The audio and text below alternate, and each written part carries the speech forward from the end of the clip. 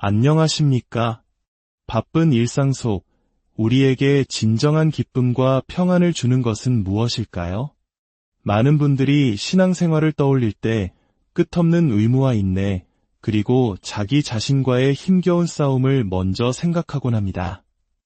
마치 결승선이 보이지 않는 마라톤처럼 이를 악물고 버텨내야 하는 고난의 여정으로 여기는 것이죠. 하지만 오늘 우리는 성경이 말하는 신앙의 또 다른, 어쩌면 가장 본질적인 차원에 대해 이야기 나누고자 합니다. 그것은 바로 주님 안에서 누리는 기쁨, 즉 영적인 즐거움에 대한 진리입니다. 본격적인 여정을 시작하기에 앞서 오늘 이 귀한 말씀을 더 많은 분들과 나누는 일에 동참해 주시길 부탁드립니다. 여러분이 눌러주시는 좋아요와 공유는 지금 이 순간 위로와 기쁨이 필요한 누군가에게 흘러가는 은혜의 강물이 될 것입니다. 또한 구독을 통해 저희 채널과 계속 함께 하신다면 여러분의 마음밭에 날마다 귀한 축복의 씨앗이 심어질 것을 믿습니다. 주님의 이름으로 여러분 모두를 축복합니다. 오늘 우리가 함께 펼쳐볼 성경은 구약의 아가서입니다. 아가서는 신랑이신 왕과 신부의 사랑 노래로 하나님과 우리 사이의 깊고 친밀한 관계를 아름다운 시적 언어로 그려내고 있습니다. 놀라운 사실은 이토록 담대하고 강력한 사랑의 고백들이 아가서의 초반부인 한 장과 두 장에서 등장한다는 점입니다. 아가서 전체는 총 8장으로 구성되어 있는데 이 이야기 속신부는 처음에는 진실하지만 아직 미성숙한 모습에서 출발하여 점차 주님과의 깊고 성숙한 동반자 관계로 성장해 나갑니다. 바로 이 지점이 중요합니다. 주님을 즐거워하고 그분과의 관계 속에서 기쁨을 누리는 이 놀라운 경험이 영적으로 매우 성숙한 소수의 사람들에게만 허락된 특별한 것이 아니라는 사실입니다. 아가서의 신부처럼 이제 막 신앙의 여정을 시작한 미성숙한 신자라 할지라도 누구나 경험할 수 있는 보편적인 진리이자 신앙 성장의 가장 근본적인 토대인 것입니다. 많은 신자들이 신앙생활을 단순히 죄와 싸워 이겨내야 하는 의무, 혹은 어려운 상황 속에서도 이를 악물고 하나님을 섬겨야 하는 고된 과업으로만 생각합니다. 물론 죄에 굴복하지 않으려는 결단과 헌신은 매우 중요합니다. 하지만 우리의 신앙 여정이 만약 즐거움이 배제된 채 의무감으로만 가득 차 있다면 그 여정은 길고 지치게 될 것입니다. 하나님과의 관계는 본질적으로 즐거움에 뿌리를 두고 있기 때문입니다. 저의 20대 시절 제 영적인 삶을 송두리째 바꿔놓은 경험이 바로 이것이었습니다. 당시 저는 아가서에 대해 아는 바가 거의 없었습니다. 하지만 어느 순간부터 주님을 알아가는 것을 즐거워하기 시작했고, 더 나아가 주님께서 저를 보며 기뻐하신다는 사실을 깨닫게 되었습니다. 제가 저의 연약함과 죄성, 깨어진 모습 그대로 주님 앞에 나아갈 때조차 주님께서는 저를 향해 미소 짓고 계신다는 느낌을 받았습니다. 그분의 따스한 미소와 저를 향한 기쁨을 느끼자 제 모든 것이 변하기 시작했습니다. 딱딱하고 의무적이었던 기도는 주님과 즐겁게 대화하는 시간이 되었습니다. 이것이 바로 기쁨을 누리는 것, 즉 영적인 즐거움이라는 주제의 핵심입니다. 아가서 2장 3절에서 신부는 자신의 경험을 이렇게 고백합니다. 내가 그 그늘에 앉아서 심히 기뻐하였고 이 고백이 나올 당시 그녀는 여전히 영적 여정의 초입에 서 있는 미성숙한 존재였습니다. 하지만 그녀는 이미 심히 큰 기쁨을 경험하고 있었던 것입니다. 사탄은 우리에게 끊임없이 속삭입니다. 영적인 삶이란 늘 하나님과 멀리 거리를 둔 채 언젠가 있을 돌파구만을 막연히 기다리는 것이라고 말입니다. 어떤 상황에서도 헌신해야 한다는 말은 맞지만 정작 현재의 삶 속에서 주님을 즐거워할 수 있다는 기대나 확신은 갖지 못하게 만듭니다. 그들에게 주님을 즐거워하는 것은 늘 미래의 일이지 결코 현재의 경험이 아닙니다. 그래서 그들은 늘 갈망하고 아파하고 고통스러워하지만 정작 그분 자체를 즐기지는 못합니다. 분명히 말씀드릴 수 있는 것은 적어도 나는 주님의 그늘 아래 앉아 기쁨을 누립니다. 라고 고백할 수 없는 신자는 하나님의 사람으로 깊이 성숙하기 어렵다는 사실입니다. 설령 심히 큰 기쁨까지는 아니더라도 그 기쁨의 시작을 맛보는 것이 이토록 중요합니다. 제가 말하는 만남이란 천사가 나타나는 것과 같은 강력하고 초자연적인 체험만을 의미하는 것이 아닙니다. 물론 그런 경험은 누구에게나 감사한 일일 겁니다. 제가 말하는 것은 일상 속에서 주님과 나누는 작고 소소한 교제 속에서 느끼는 기쁨입니다. 아가서 1장 2절을 보십시오. 신부는 선포합니다. 주의 사랑이 포도주보다 나음이로구나. 다시 말해 세상이 주는 자연적인 즐거움이나 특권들보다 주님과 교제하는 것이 제 마음에 더 큰 만족과 기쁨을 준다는 고백입니다. 이것은 단순히 그럴 것이다라는 믿음의 선포가 아니라 그녀가 직접 맛보고 경험한 진실이었습니다. 미처 몰랐지만 이것은 사실이었어요. 주님의 마음과 교감하는 것이 제 삶에 주어진 다른 좋은 것들이나 세상의 유혹보다 실제로 더 좋습니다. 세상의 포도주는 유혹만을 의미하지 않습니다. 때로는 하나님이 주신 긍정적인 축복들을 의미하기도 합니다. 하지만 그녀는 말합니다. 아닙니다. 주님과 교제하는 것이 제게는 그 어떤 축복보다 더 큰 영향을 줍니다. 이어 1장 16절에서 그녀는 왕을 향한 사랑을 시적인 언어로 고백합니다. 나의 사랑하는 자야 너는 어여쁘고 화창하아. 그녀는 왕이 아름답다고 말하며 그를 나의 사랑하는 자라고 부릅니다. 그리고 이렇게 덧붙입니다. 참으로 즐겁도다. 여기서 즐겁다는 말은 기쁨을 준다는 의미로 이해할 수 있습니다. 예수님, 당신은 단지 능력이 많으신 분이 아니라 저에게 기쁨을 주시는 분입니다. 성령님께서는 우리에게 예수님이 얼마나 기쁨을 주시는 분인지를 계시하기 원하십니다. 그분의 능력과 지혜, 변함없는 신실함뿐만 아니라 그분이 우리에게 얼마나 큰 기쁨과 즐거움의 원천이 되는지를 알려주기 원하시는 것입니다. 기독교인의 삶이란 왕의 기쁨 되심을 계속해서 발견해 나가는 영광스러운 여정입니다. 그분의 능력이나 지혜, 주권보다 더 깊은 차원에서 그분 자체가 얼마나 큰 기쁨의 대상인지를 알아가는 것입니다. 그리고 우리 자신의 미성숙함 속에서도 그분의 마음과 교제하는 것이 얼마나 큰 즐거움인지를 깨달아가는 여정입니다. 이 진리의 빛이 우리의 이해를 비출 때, 즉, 주님은 정말 기쁨을 주시는 분이구나. 나는 그분과의 대화를 정말로 즐기는구나라고 깨닫게 될 때, 우리는 영적 성장의 고속도로에 올라서게 됩니다. 물론 하루아침에 성숙해지는 것은 아니지만, 우리의 영적 삶은 분명한 상승 곡선을 그리게 될 것입니다. 이것은 결코 가볍게 넘길 수 있는 이야기가 아닙니다. 우리 영적 삶의 가장 기초가 되는 진리입니다. 구약의 위대한 왕 다윗은 하나님께서 자신을 기뻐하신다는 사실을 깊이 이해했던 인물입니다. 그는 시편 18편 19절에서 이렇게 고백합니다. 나를 기뻐하심으로 나를 구원하셨도다. 이 고백은 다윗이 죄를 짓고 회개한 후에 나온 것입니다. 그는 주님, 한 번만 더 용서해 주시면 다시는 죄를 짓지 않겠습니다. 라고 협상하는 대신 주님께서 저를 구원하신 이유는 주님께서 저를 기뻐하시기 때문입니다. 라고 선포했습니다. 자신의 연약함에도 불구하고 하나님이 자신을 기뻐하신다는 것을 알았기에 다윗은 훗날 여호와를 기뻐하라고 우리에게 권면할 수 있었던 것입니다. 이사야 62장 4절에는 이런 유명한 선포가 나옵니다. 오직 너를 헵시바라 하며 이는 여호와께서 너를 기뻐하실 것임이라. 헵시바는 나의 기쁨이 그녀에게 있다는 뜻입니다. 하나님께서 당신의 백성을 향해 선포하고 싶어 하시는 예언적 메시지 중 하나는 바로 내가 너를 기뻐한다는 것입니다.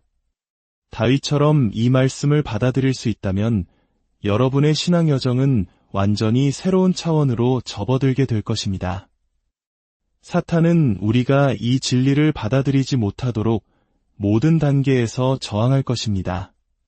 사탄은 우리가 스스로 그럴 만한 자격이 있다고 느낄 때까지 하나님이 우리를 기뻐하신다는 사실을 믿지 못하게 만듭니다. 하지만 우리는 결코 스스로의 힘으로 그 자격에 도달할 수 없습니다. 사탄은 우리를 수치심, 정죄감, 혼란, 그리고 하나님과의 관계에 대한 온갖 불안감 속에 가두어 두려 합니다. 그러나 다윗은 시편 37편에서 우리에게 도전합니다. 여호와를 기뻐하라. 하나님이 당신을 기뻐하신다는 사실을 이해하고 그 안에서 기쁨을 누리는 것을 삶의 목표로 삼으십시오. 말씀을 통해 그분과 교제하고 그분의 기쁨 되심에 대해 이야기하는 아주 단순한 영적 활동들을 통해 이 여정을 시작하십시오. 인간의 경험에 있어 하나님께서 인간의 영에게 당신 자신을 드러내시는 것보다 더 큰 기쁨은 존재하지 않습니다. 성령 하나님께서 때로는 말씀을 읽을 때나 혹은 예상치 못한 순간에 작고 미세한 감동을 통해 성부 하나님과 성자 예수님의 아름다움, 능력, 기쁨 되심, 그리고 친절하심을 우리 마음에 비춰주실 때 우리는 세상 그 어떤 것과도 비교할 수 없는 지고한 기쁨을 맛보게 됩니다. 이 진리를 굳게 믿는 것이 중요한 이유는 이것이 바로 주님을 기뻐하는 길의 일부이기 때문입니다. 우리는 하나님의 마음에 대한 진리와 규칙적으로 교제하는 상황 속에 우리 자신을 두어야 합니다. 일회성 집회나 세미나에서가 아니라 우리의 일상생활 속에서 말입니다. 많은 신자들이 머리로는 이 사실을 압니다. 하나님께서 자신을 드러내실 때가 가장 기쁘고 강력한 순간이라는 것을 기술적으로는 알고 있습니다. 하지만 그들은 여전히 자신의 시간표와 생활 방식에서 이것을 우선순위에 두지 않습니다. 저의 젊은 시절, 저는 이 진리를 온전히 받아들이기로 결심했습니다. 하나님, 저는 당신이 아름답고 기쁨을 주시는 분이며 저를 좋아하신다는 사실을 믿습니다. 이제 제 생각과 언어를 당신에 대한 대화로 채우겠습니다. 처음에는 이 고백들이 제 마음에서 튕겨져 나가는 것처럼 느껴졌습니다. 여전히 정죄감과 무뎌짐, 죄책감이 저를 짓눌렀습니다. 하지만 저는 멈추지 않고 주님께 계속 이야기했습니다. 성경 어디에서든 그분의 기쁨 되심, 친절함, 부드러움, 저를 향한 그분의 마음에 대해 명확하게 드러내는 구절을 만나면 저는 잠시 멈추어 감사했습니다. 그냥 밑줄만 긋고 넘어가지 않았습니다. 예수님, 저를 기뻐해 주셔서 감사합니다. 저는 그 구절에 잠시 머물렀습니다. 그리고 다음 단계로 나아갔습니다. 성령님, 이것에 대해 더 보여주세요. 그리고 다시 돌아와 감사했습니다. 예수님, 당신은 은혜로우시며 저를 위해 선한 것들을 계획하시는 분이심에 감사합니다.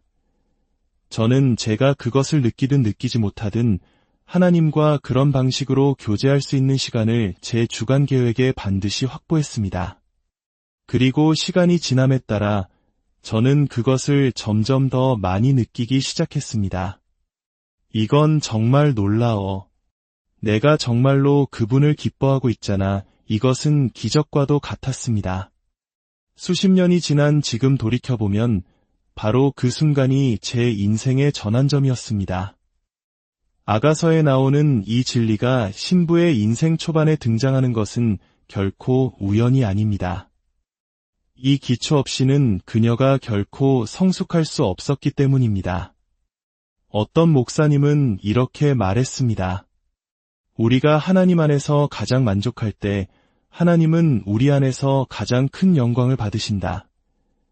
우리가 그분 안에서 만족할 때 우리의 마음은 더 많은 방식으로 열리고 반응하게 되기 때문입니다. 복음이 주는 더 우월한 기쁨에 대해 이야기해 봅시다. 하나님은 모든 기쁨의 창조주이십니다. 그분은 우리가 육체적인 즐거움을 누리도록 창조하셨습니다. 사탄은 그것을 왜곡하고 모방하지만 본래 육체적 즐거움은 사탄이 아닌 하나님께서 고안하신 것입니다. 이것이 바로 우리 하나님의 성품입니다. 그분은 정신적 즐거움, 감정적 즐거움, 그리고 영적인 즐거움 또한 만드셨습니다. 즐거움을 향한 갈망은 우리의 창조된 본성의 일부이므로 우리는 그것을 회개하여 없앨 수 없습니다. 우리는 올바른 방향으로 그 갈망을 추구하고 만족시켜야 합니다. 영적인 즐거움은 처음에는 잡히지 않는 것처럼 보일 수 있지만 일단 우리 삶에서 펼쳐지기 시작하면 가장 강력하고 지배적인 힘을 발휘합니다.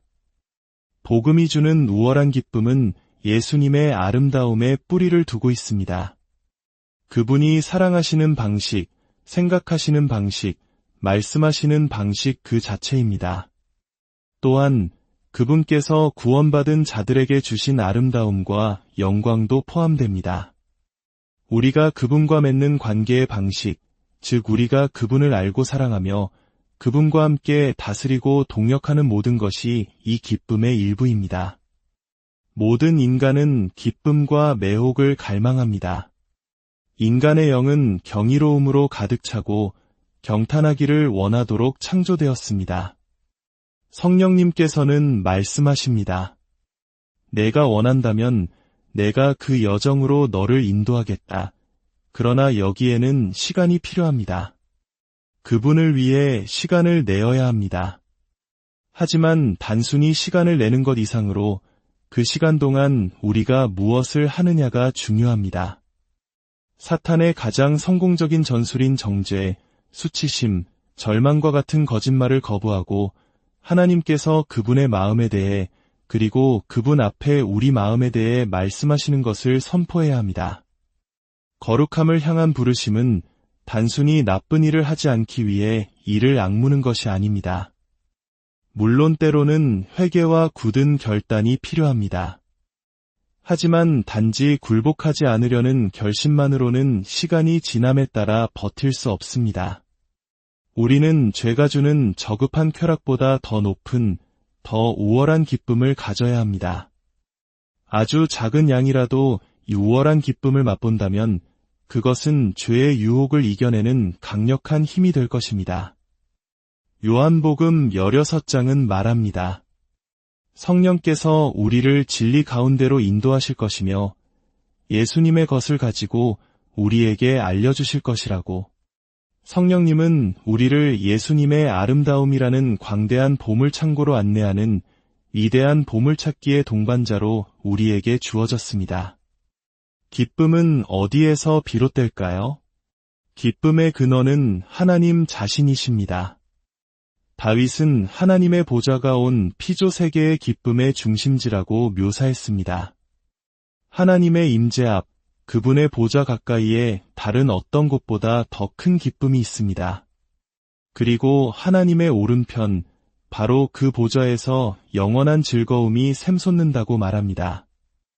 많은 사람들이 모든 쾌락은 악마에게서 온다고 믿으며 즐거움 없는 삶을 살려고 노력합니다. 그러나 죄악된 쾌락, 즉 하나님이 주신 기쁨에 왜곡되고 변질된 형태가 있을 뿐 우리는 즐거움 자체를 거부하도록 창조되지 않았습니다. 우리는 그분이 기쁨을 주시는 분이며 우리를 기뻐하신다는 것을 발견하고 그분을 기뻐하는 여정을 떠나도록 창조되었습니다. 어떤 이들은 하나님이 우리와 관계를 맺으실 때 화가 나 계시거나 슬퍼하신다고 생각합니다. 내가 또 실수했으니 하나님은 내게 화가 나셨을 거야, 혹은 화는 안 내시더라도 나 때문에 항상 슬퍼하고 계실 거야 라고 생각합니다. 하지만 사랑하는 여러분, 좋은 소식이 있습니다. 하나님의 보좌는 기쁨과 즐거움, 환희의 진원지입니다. 그 기쁨은 그분의 존재 자체에서 흘러나옵니다. 그분은 기쁨의 창조주이시며 근원이십니다. 그리고 그분은 우리와 그분의 관계 속에도 그 기쁨이 있기를 원하십니다. 죄가 주는 저급한 쾌락으로부터 우리를 해방시키는 것은 예수님의 아름다움이 주는 우월한 기쁨입니다. 다시 말씀드리지만 예수님의 아름다움은 단지 그분의 외모만을 의미하지 않습니다. 물론 그분의 모습은 불타는 눈, 해와 같은 얼굴, 부드러움과 능력과 위엄으로 가득 찬 경외심을 불러일으키는 장엄한 아름다움 그 자체입니다. 하지만 그분의 아름다움은 그분이 생각하고 느끼시는 방식, 우리와 관계 맺으시는 방식, 우리의 미래에 대해 말씀하시는 것까지 모두 포함합니다. 우리가 그 우월한 기쁨을 경험할 때 우리는 죄가 주는 저급한 쾌락에 저항할 수 있는 힘을 얻게 됩니다. 어둠을 이기는 가장 좋은 방법은 빛을 비추는 것입니다. 어두운 방에서 어둠을 퍼내려고 애쓰는 사람은 없습니다. 그저 불을 켤 뿐입니다. 빛은 언제나 어둠을 이깁니다. 많은 사람들이 정욕이나 중독과의 싸움에서 어둠을 몰아내는 데에만 모든 노력을 쏟고 비단에서 성장하는 데에는 거의 노력을 기울이지 않습니다. 저는 그들에게 권면합니다. 비단에서 성장하는 데 집중하십시오. 그 우월한 기쁨은 아주 작은 맛보기만으로도 이전에는 아니오라고 말할 힘이 없었던 많은 것들에 대해 아니오라고 말할 수 있는 힘을 당신의 마음에 줄 것입니다. 거룩함을 향한 부르심은 사실상 하나님을 즐거워하라는 부르심입니다. 거룩함을 위한 싸움은 올바른 것에 몰두하기 위한 싸움입니다. 우리가 그분의 아름다움에 주된 관심을 쏟을 때 죄는 이전만큼 매력적이지 않게 됩니다. 아가서 1장 15절과 16절을 보면 신부는 주님께서 자신을 어떻게 보시는지에 대해 깨달음을 얻습니다. 15절에서 주님은 너는 어여쁘다고 말씀하십니다. 주님은 십자가와 은혜의 렌즈를 통해 우리를 보시며 우리를 기뻐하십니다. 이 기초 위에 설 때 비로소 신부는 16절에서 당신은 아름답습니다. 당신은 기쁨을 주시는 분입니다. 라고 화답할 수 있습니다. 사랑하는 예수님은 형언할 수 없이 기쁨을 주시는 분입니다. 아가서 3장 11절은 이렇게 말합니다. 그의 혼인날에 마음이 기쁠 때에 왕의 혼인날, 즉 어린 양의 혼인 잔치가 열리는 날은 그의 마음이 가장 기쁜 날이라고 합니다. 그리고 신부의 기쁨은 신랑이신 그분의 기쁨에 대한 계시로부터 흘러나옵니다. 그분은 그녀와 결혼하는 것을 기뻐하십니다. 주님, 저라면 저와 결혼하는 것을 그렇게까지 기뻐하지 않을 것 같습니다. 라고 우리는 생각할지 모릅니다. 하지만 그분은 말씀하십니다. 나는 기쁘다. 내가 나의 영원한 동반자가 되는 것이 나는 기쁘다. 사랑하는 여러분, 그날이 올 때까지 기다렸다가 이 기쁨의 흐름에 참여하기 시작하지 않기를 바랍니다. 지금 이 기쁨을 맛보는 것은 그만한 가치가 있습니다. 이제 주님 앞에 함께 서서 기도하기를 원합니다. 주님, 우리도 당신의 그 탁월한 아름다움을 보기 원합니다. 사도 바울이 보았던 것을 우리도 보게 하사 그가 반응했던 것처럼 우리도 반응하게 하옵소서. 사역의 기름 부으심이나 성과에 만족하는 것이 아니라 오직 주님 당신을 원합니다. 주님과 교제하는 것이 우리의 유업임을 고백합니다. 오늘 다윗처럼 우리의 남은 모든 날 동안 주님의 아름다움을 바라보며 살기로 다시 한번 결단하게 하옵소서. 수많은 실수와 죄악된 날들이 있었을지라도 다시 일어나 주님께 나아갔던 다윗처럼 오늘이 우리 모두에게 다시 한번 주님께로 돌아가 이 기쁨의 여정을 시작하는 날이 되게 하여 주시옵소서. 주님과 교제하는 것이 얼마나 기쁨을 주는 일인지 그 비전을 새롭게 세워주시고 우리를 그 새로운 길로 친히 인도하여 주옵소서. 우리 주 예수 그리스도의 이름으로 기도합니다.